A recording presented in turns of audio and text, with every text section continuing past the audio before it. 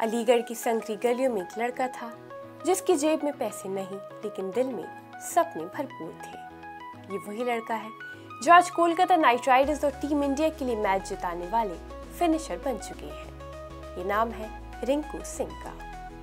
पर ये कहानी सिर्फ रिंकू की नहीं है, ये कहानी है उनके दोस्त मोहम्मद ज़िशान और कोच मसूद उज़ ज़फ़र अमीनी की, जिन्होंने उनकी ज़िंदगी की सबसे मुश्किल राहों को रोशनी में बदल दिया।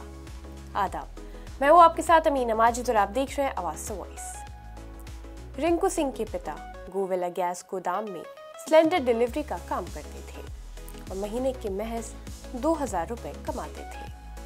5 भाई बहनों वाले बड़े परिवार की आर्थिक तंगी ने एक समय रिंकू को क्रिकेट छोड़ने और सफाई का काम करने के लिए मजबूर कर दिया था। उस वक्त रिंकू की उम्र लगभग 12 साल थी जब उनके पिता ने परिवार को चलाने के लिए काम पर लगने का अल्टीमेटम दे दिया। इसी मोड़ पर रिंकू के बचपन के दोस्त मोहम्मद ज़िशान एक फरिश्ते बनकर सामने आए। एनडीटीवी के खेल पत्रकार बताते हैं कि ज़िशान ने न सिर्फ रिंकू के पिता को मनाया कि वो उसे क्रिकेट खेलने दें, बल्कि उन्होंने अपने बचपन की बचत से रिंकू का सारा खर्च उठाना शुरू कर दिया।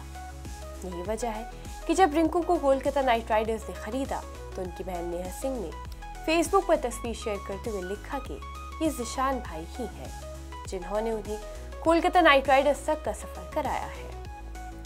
रिंकू का परिवार अपने हर छोटे बड़े इवेंट में ज़िशान भाई को शामिल करता है, क्योंकि मोहम्मद ज़िशान के बिना रिंकू सिंह की कहानी अधूरी है।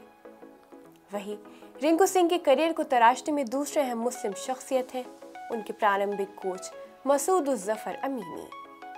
अमीनी ने रिंकू के टैलेंट को पहचान लिया और उनकी आर्थिक तंगी को देखते उसे मुफ्त में कोचिंग देना शुरू किया। अमीनी बताते हैं कि वो सरकारी स्टेडियम में छात्रों से कोई फीस नहीं लेते थे।